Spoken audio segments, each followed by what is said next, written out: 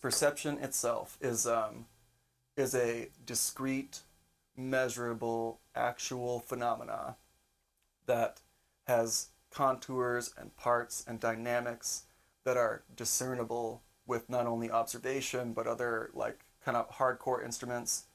And to name a few people, Thomas Metzinger, David Chalmers, and believe it or not, Francis Crick, who, along with whatever his name is, and then I think Rosalind Watson, who they kind of did her dirty because she was fundamental to the process and she never got the praise. That's happened once or twice in the scientific world, but they discovered the double helix structure of DNA like pretty much just yesterday. Francis went on to be a neuroscientist, and he pioneered what's called the neural correlates of consciousness. So basically, anytime you do something, I'm in deep. oh yeah, for sure, it gets deeper. Just wait till you find out about Dr. Michael Levin, because it's a whole nother layer. But so NCCs, there's BCCs. And then I think Oliver Sacks, he writes about predominantly hallucinations. Metzinger wrote about phantom limb syndrome, but also all these other things. Well, the phantom limb syndrome I've heard of. I know about that. So it's pretty crazy. Did you know that, so over the years, you feel the whole thing at first, but over the years, it actually recedes and goes away. The body has, and the brain has a map of where everything should be. Like real estate, and if something's not there, other things take its place.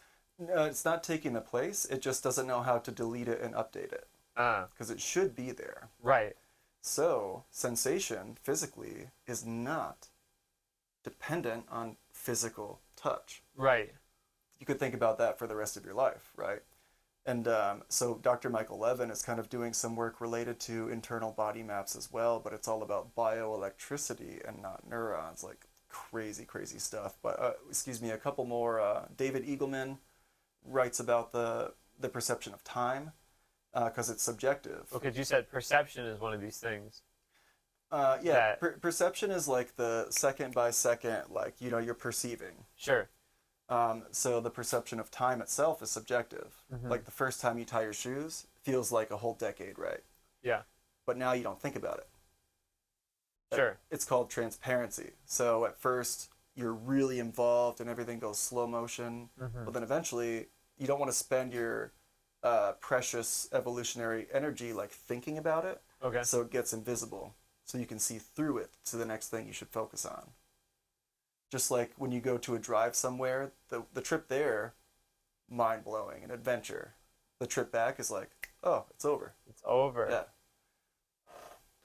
Wow. So, yeah, neurocognitive behavior, consciousness itself specifically, and then some specific things related to that, how it pertains to, autistic spectrum people, Yeah.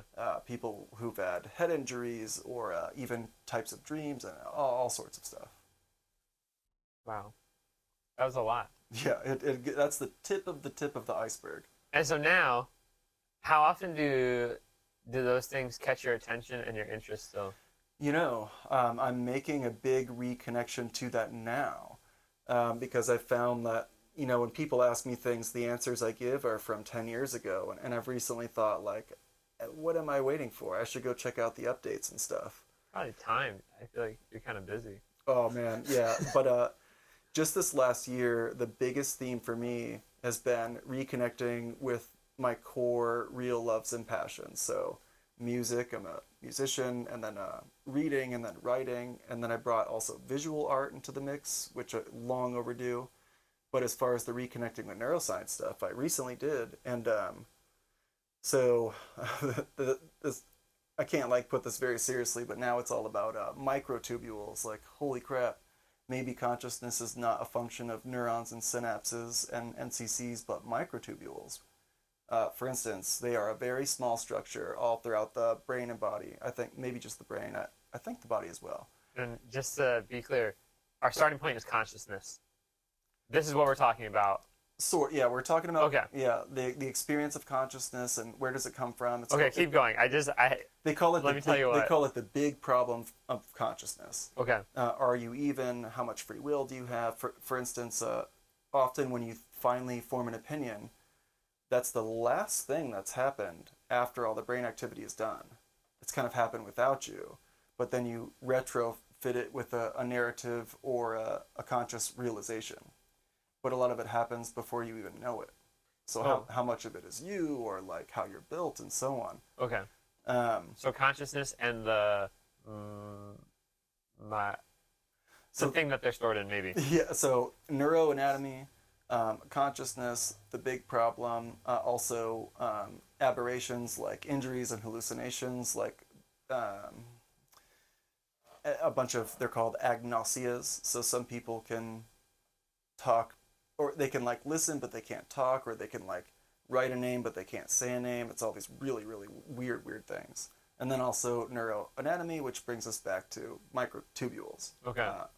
A lot of women know this because if you don't get enough methylfolate, or what's the other one, B12, and or no, it's folate and a bunch of them, but we now know choline is now on the list too, acetylcholine, for a variety of reasons. If you don't get those, excuse me, what can happen very famously is a birth defect called something the brain basically fails to form, and it is a microtubule disorder. So the structure of the brain is determined by these smaller things, but now we're thinking that the structure of the brain actually might be a big part of it too. That's why it's so hard to recreate consciousness in a digital way, like with AI. Like Sword Art Online?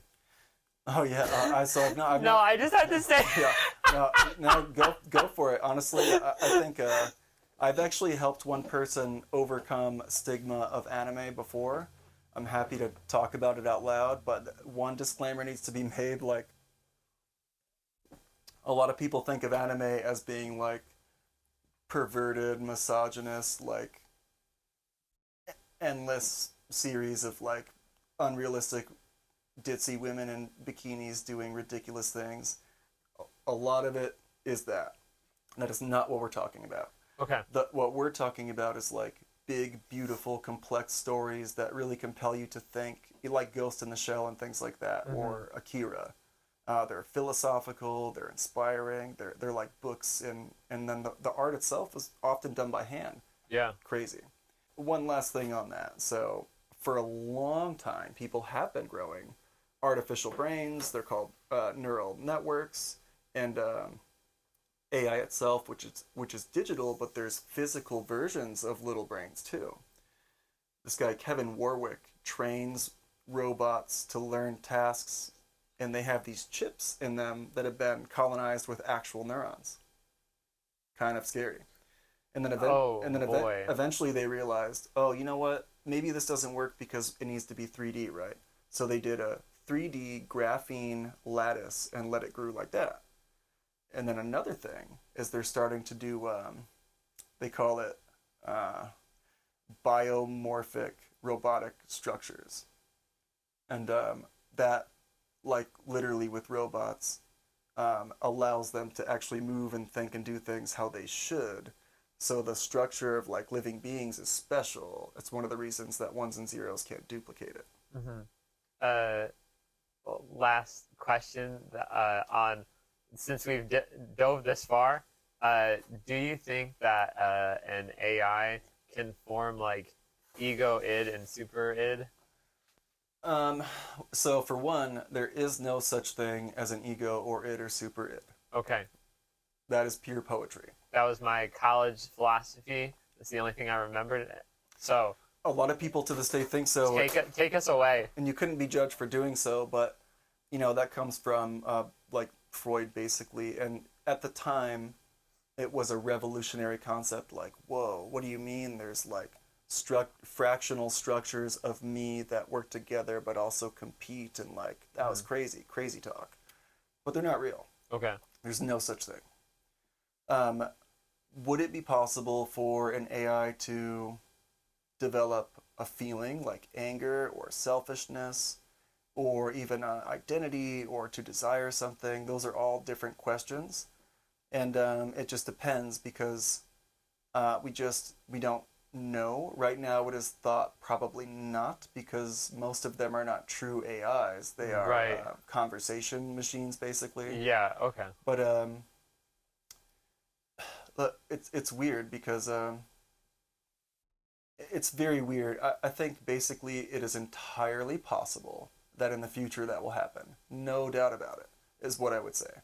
And I would say that it might even be a natural process that we are destined for. So imagine us, right? You're not really you. You're a vast collection of cells, bacteria, viruses, DNA that we've acquired over the millennia. And even there's more bacterial cells in you than human cells. Okay. You're like a whole little planet in yourself. Okay. You I'm could, on board. you could say that we are run by different consciousnesses that all work in these big systems.